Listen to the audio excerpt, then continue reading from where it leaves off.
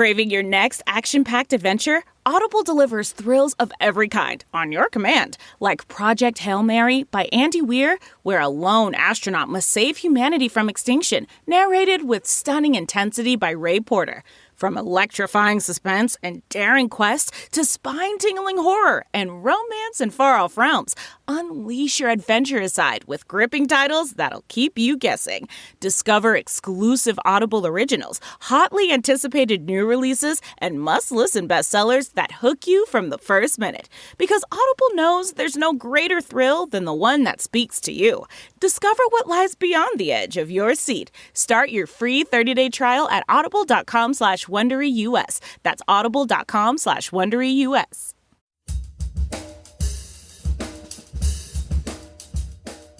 Everyone grieves differently. Look, my parents still struggle with it every day. For me, I like to talk about her with my son. My son was young when she passed.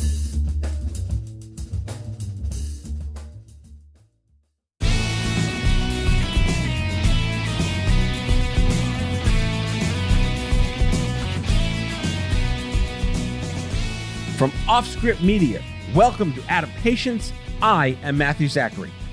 Have I got a treat for you today? Because my buddy Steve Goodman is here live in studio. He's sitting about 9 feet away, chomping at the bit to chat all about the things we share to be aggrieved, inane, agitating, and yet possibly hopeful. First and foremost, Steve's a mensch. He's also a cybernetically engineered 1980s trivia junkie, 30-year TV producer veteran, and most significantly, big brother and caregiver to the late Annie Goodman, my co-host on the Stupid Cancer Show from 2013 to 2015. So first, we rant on about the history of media bias, how the sausage is made behind the curtain, what the hell is the lower third, but then we get real and we talk about love, hope, strength, loss, grief, Annie's footprint, her impact, her legacy, and the sibling dynamic through thick and thin. Some of you may have heard Annie's voice on the air with me back in the day, but rest assured if you haven't, or if you have, you know that she is one of the kindest, fiercest, most inspiring human beings I've ever known. Please enjoy this tribute episode of Out of Patience to my dear friend and partner in crime in the young adult cancer movement, the late Annie Goodman.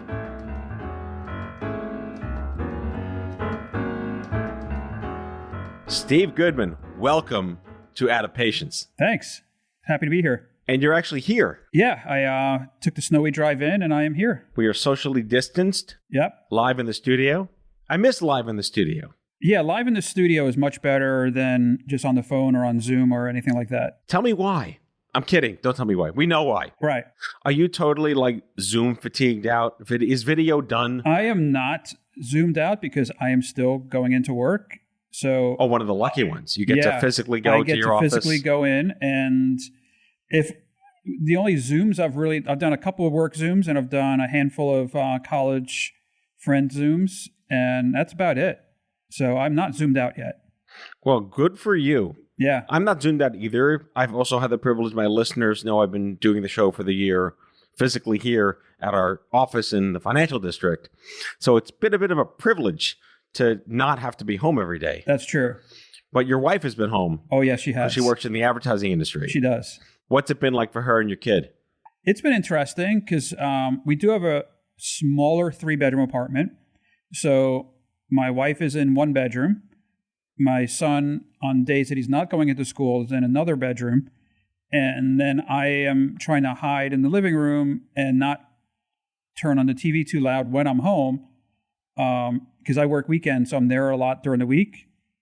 And my wife, I know she won't listen to this, but she talks very loud on the phone. So there are times where I put on the noise-canceling headphones and just tune everything out and just all right, I'm done. I can't deal. Like quarantine life hacks for parents, kids, yes.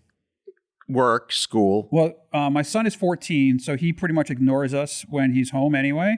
Is that high school? Yeah, it's technically high school, 8th grade. Okay. He's either in one room doing schoolwork or homework, or he's in the other room talking to his friends. So I want to get into a serious, my nephew is 13, and my brother tells me and shares these stories, I don't think they're anecdotal, but the levels of anxiety and depression in tweens and teens is at an all-time high. Are you seeing that?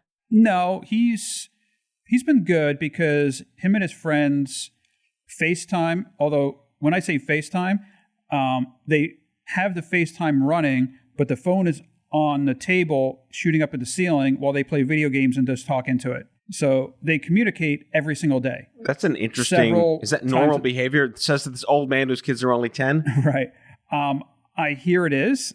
I found it a little weird that they're not seeing each other. They just have it there just to communicate with each other. It's kind of like one big phone tag, but there's like 5 of them playing video games at the same time. Wait, so going back, have you been able to go to work every day since the pandemic every started? Day.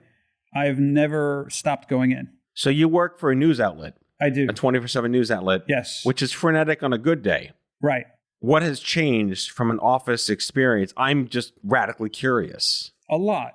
So majority of our news anchors are working from home in home studios. The ones that aren't are in studio, but our tech team, I'd say 90% of it are working from home. So robotic cameras are being done from home. Teleprompters being done from home.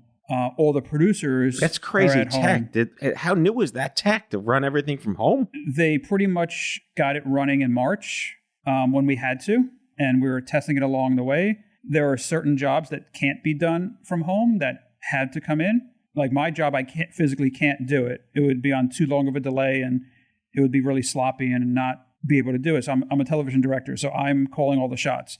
I need to see everything in real time. Are you in the I'm going to just be my layperson, in that room with all the TVs saying camera 3, camera 2? Yeah. Okay. It's called the control room, but yes.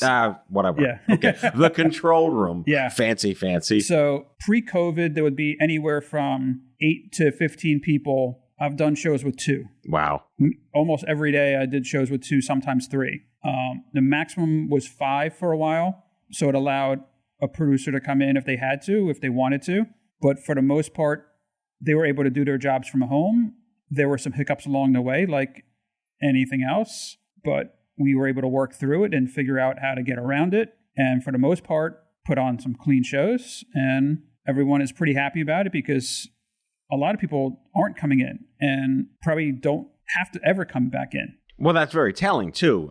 Reading all these articles that are talking about how business has learned so much economically from a sustainability perspective and margin and overhead, how much it can save by having productive workforces not physically occupying real estate. Right. So now we can also do jobs with a lot less people, where it's great for the people that run the company that are the money people, bad for the little people that are like had a job that wasn't super hard, but it was still their job, and that's what they had to do every day. And they're somewhat replaceable now, which is sad to say. Right. But that's been the gist of the TV business ever since I got in it almost 30 years ago, where jobs would get eliminated little by little, and they would figure out what they can do, what they can get away with, and still put on a good product with less and less people. Well, we talk about how automation has eliminated so many jobs in the world over the last 30 years. And there's automation in TV too. Right. But COVID has yielded, like, it's a version of automation. Right. Like, you've simplified things by taking the expense out of physicality. Yeah. So there's automation for TV, and I know how to do that also. And that is literally a 2-person job, as opposed to having 10 people that work on a show. Now it is down to 2. But the quality isn't suffering, or is it? Are you allowed to tell me? Because I don't notice anything. The average person would not notice anything. I notice it. And we talk about this all the time in the business, where what we consider a mistake, 90% of the audience had no idea anything was wrong. Well, that's theater. Right. Like any theater is the actor, the artist, whoever is performing. No one knows they mess up except one person in the audience. Right. And even that. Right. And we joke that half the stuff we do is not for the audience, it's for ourselves. And it's for other people that work in the industry for them to see and say, oh, that was cool. Did you see what they did? Well, it's an art. Oh, a absolutely. total art to this. Absolutely. I mean, art and science, of course, but so let me run this by you. So I'm a concert pianist. My listeners know that. And whenever I give a piano concert or a performance somewhere, I'm not doing it to please the crowd. I'm doing it to please myself and my music professor from college who would know exactly where I screwed up. No, I get that. There are a lot of things that we do on the tech side of it that we're like, oh, let's try this. This will look cool. And we're not doing it for the audience. The audience doesn't care if we make the show look fancy or not, or if it's just like a generic show and we take the video full, or if it's just the anchor talking on camera. Audience doesn't care about that. We're making the show fancy for us. So this is probably a gimme question, but what percentage of the news that you are normally producing is now COVID related? 120%? No, there's still... Like, there's other news. There's other news, but I would say there are two topics that are talked about right now.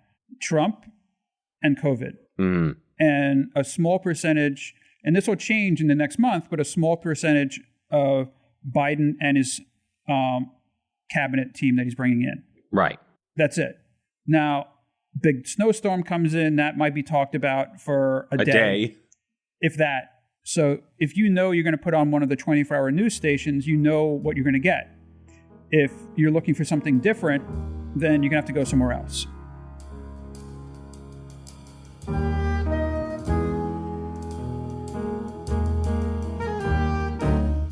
Back with our guest after the break.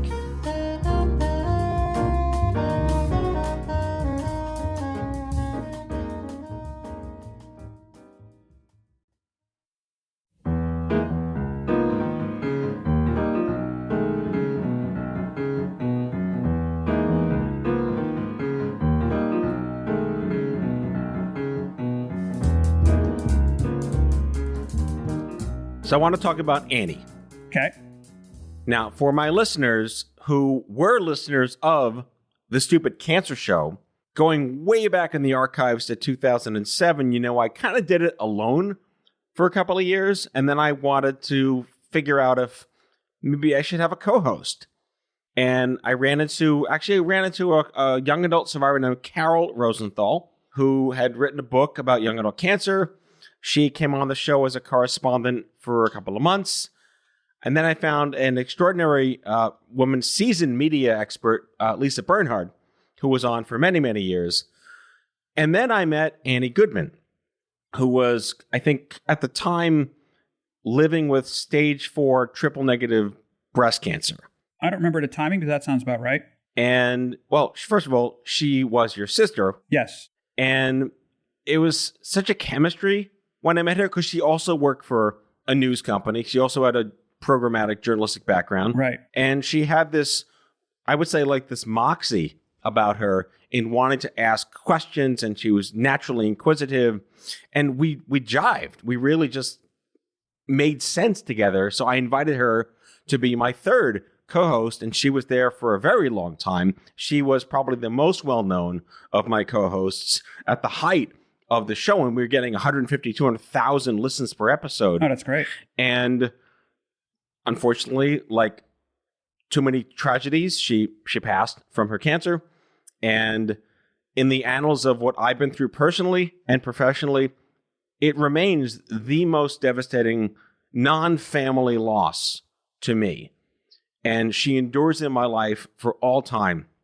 And I have every single piece of physical postcards that we put together where she and I did these crazy, like that Anchorman back-to-back, news action anchor shots. Yeah. We had so much fun. Can you tell me what it was like to grow up with her? Well, she was 10 years my junior. So my early memories are pre-Annie. 10 years, no sister. 10 years, no sister. It was my brother and I, and he's almost 3 years older than me. And I remember my parents telling us that they were going to have another kid. I guess I was probably 9 years old, 10 years old at the time. And I remember waking up and them not being in the house because they had to go to the hospital when Andy was born. And I can laugh about it, but my father was one of the first people that took his camera into the delivery room and took pictures of her birth and decided to make it into an album for everyone to see, which kind of freaked everyone out. But was it like one of those Polaroid Instamatics? Because that's kind of weird. My dad was full on, full 35 millimeter, long Canon, lens. Minolta kind of stuff. Oh yeah, okay, full lens, the whole works. Probably went through at least one roll of film. What's film? Yeah, exactly. So this was 1981, July 23rd, 1981. Were you upset that there was another thing coming into the house, or were you you and your brother excited? I wasn't upset. I remember thinking I wanted a younger brother because I was the young one. Yeah. And I was the young one for 10 and a half years. So I remember my father and my mother holding a pool for the date and the sex and all that, which we found out later on that they knew all along that it was going to be a girl and just played us. Good on them. Oh, yeah. I mean, now being a father, I totally get it. Yeah. One way to scam them. But no, I don't remember I remember wanting to have a younger brother. And I remember for the first couple years being her babysitter when my parents would go out, even though I was a teenager. So I remember many times being the babysitter and not being allowed to go out with my friends because they were going out and didn't want to hire a real babysitter. Right, because you were in high school babysitting your younger sister. I was either late junior high or early high school, yeah. Right. I think by the time I was old enough to go out and cause trouble, I was no longer allowed to babysit.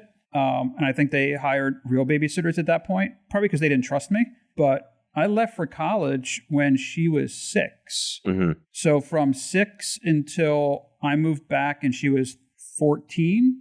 Yeah, between 6 and 14, I wasn't there. I was just there occasionally over the holidays, and I would see her and we would catch up. And then when I moved back to New York permanently, then we obviously got a lot closer, and she was... But then when she went to college... Yeah, so when she went to college, ironically, she wound up going to the same town where my brother was for a couple years. I forget if she started there and he was already there, or he came back, but he bounced back and forth a couple times. But even going back, I remember her as a teenager and going out and with her friends, and I was not the typical overprotective big brother. I was more of, if you're going to drink, don't be stupid. Was it try not to be stupid? Because that's what my dad said. Well, try not to be stupid. Here's the thing. I was stupid. I learned everything the hard way, but the fun way. And so I tried to pass that knowledge on. So when she went away to college, I gave her my words of wisdom, which were beer before liquor, never sicker. Liquor before beer, never fear. Right. And or in the clear. Or in the clear. And never pass out in a frat house. Nothing good ever happens. That's probably really solid advice from a brother to a younger sister. Right. When she went to college, I was the person she called when she needed something and wouldn't want mom and dad to find out. Mm. So I spent too much money and I can't ask them for money anymore. Can you lend me money? Ah, not your older brother, no, but you. Well, I found out she was double dipping later on, but yes. Good on her, too. So, yes. So she would call up and say, I had too much credit card debt, but I don't want mom and dad to find out. Can you lend me a couple $100? Fine. Were you already working in media when Yes. she started working in media? Was there a correlation there? Oh, yeah. So she was a journalism major in college, and I don't know if it was because of me, but that's what she chose on her own. I never pushed it. I don't even know if I remember her being at the stations very often to see it, but she worked for the school newspaper. I don't think she worked at the TV station in college, but she was in journalism school and she worked for the paper. And like myself and my brother, we're all student athletes. We were all on the rifle shooting team. So we're all there for that. And she wanted to work at the station I was working at the time when she was in college. So I got her an internship back when you can still get internships for relatives by just saying, hire this person. Ah, the good old days. Right. So she came in, did an internship. I made sure she got put on a good show and she got to know everybody and everyone know who she was and that she was my sister. To it really. I remember her telling me these stories. She took to it. She loved it. Yeah, she did. She's also a people person. She had that charisma built in, this inherited, this innate moxie. Right. It's funny because one year she was home on winter break. It was my birthday. So at the time, my wife and I were still engaged. We hadn't gotten married yet. So we had 2 apartments in the same building. That's a whole nother story. That's much longer. So on the next exciting episode with Steve. So in my apartment, my parents were staying over because we're all going to celebrate my birthday the next day. And then Annie was sleeping on our couch in the other apartment. And this is really going to date this, but my pager started going off in the middle of the night. I'm sorry, your what? Yeah, exactly. Was that next to your answering machine? It was. So my pager is going off, and I didn't hear it because I left it out in the living room. And this is another bad reference, but our clock radio went off. And I heard... Did it have rabbit ears? It didn't have rabbit ears, but it was a dial. It wasn't digital. As I'm half awake and I hear the alarm go off to the radio, I hear, in my barely woken stupor, that they had caught Saddam Hussein. I remember that day. That was the night before my birthday. So I wake up, I literally jump up. Desert storm. Yeah. So I jump out of bed, run into the living room, and Annie's like, "Oh, your pager's been going off all night." I'm like, "You didn't think to come wake me?" Because she'd already done her internship, so she knew what that meant. Right. And so I'm looking at it, I'm like, "Oh, okay." So long story short, birthday plans were canceled. Right. And I called into work, said, "What time do you want me to come in?" And they said 10 minutes ago. Basically, I look at her, I go, "Get dressed, you're coming with me." Ooh. And you are volunteering to do whatever they ask you to do. And she's like, "Okay, let's go." And she came in, and I was like, "Hey, look, she interned here over the summer. She's here visiting, and put her to work." And they did. And they did. Yeah, because basically anytime there's a breaking news story, any extra hands that know what they're doing is helpful. And the rest was history? For the most part, yeah. I mean, she had to go back to college and graduate. And then... Oh, that whole thing. Just that. Yeah, that.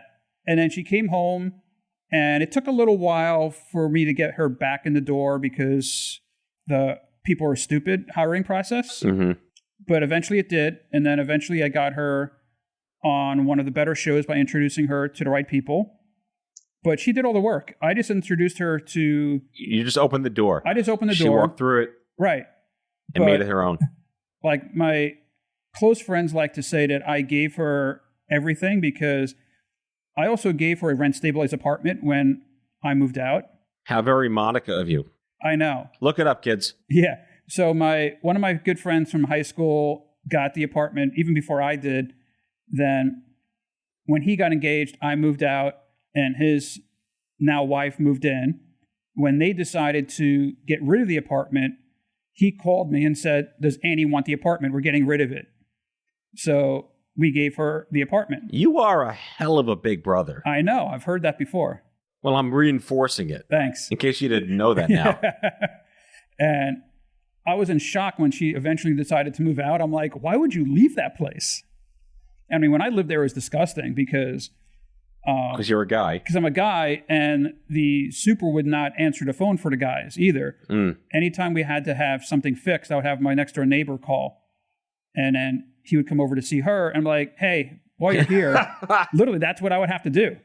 Manhattan life hacks. Oh, yeah. There was a few of them. So talk to me about when she realized like there were only a few months left. She had the conversation with me. She's still committed to coming in every Monday for as long as she could. It's funny because I don't know when she realized it. I know when we were told it. Mm-hmm. At that point, she wasn't as cognitive, and I don't think we ever had that conversation with her. But I'm sure she knew. But at that point, she wasn't she wasn't coming in at that point. Mm-hmm. So that's actually news to me that she had that conversation with you, because she didn't have that conversation with me. I remember her pulling me aside with Kenny and Elizabeth Wolf, who was a consultant for us at the time that knew her very well. And she said, I think this is when like she relapsed and she lost her hair again. Right. And she came in and said, I will come here as often as I am able to. You have my word. And she did. Yeah, because I know she wasn't working probably the last 6 months. It was a chore for her to get into work. Mm-hmm. It was a gift to see her every week. Yeah, so she was still, I mean, I'm trying to remember. It wasn't easy for her the last year to get around because of some of the issues that she had because of the breast cancer. Mm-hmm. Like she had a stroke and lost some of the vision, the peripheral vision in one of her eyes. So it was hard for her to get around by just like taxi or just by subway or walking on the street. So that made it difficult for her. But I know she really enjoyed doing this and wanted to do it as much as possible until she physically wasn't able to anymore. All those shows are still online. Oh, that's great. The Stupid Cancer Show, you can still subscribe to it. There are 400 plus episodes lingering in the ether of the internet that you can go back and listen to. Anyone listening here, just look for Stupid Cancer Show wherever you get your podcasts. It's still there. That's great. Her legacy lives on.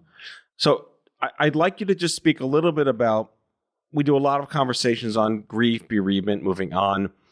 Can you really move on?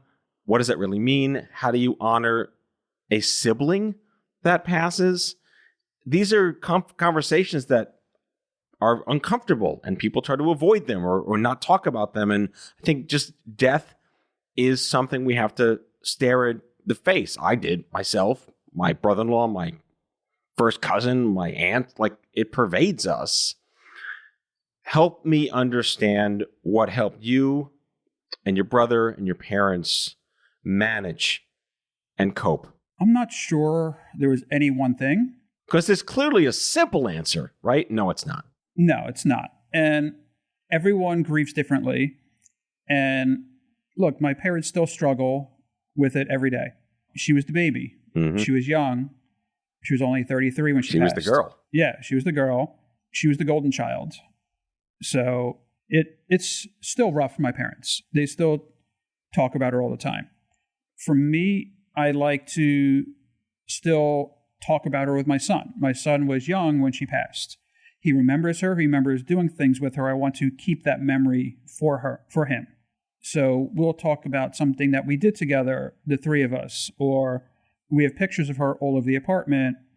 So he still sees pictures of her all the time. But I was so involved in her treatment and her everyday life because I was the only relative that lived here. It was tough. And you were a primary caregiver to that extent as well. I was.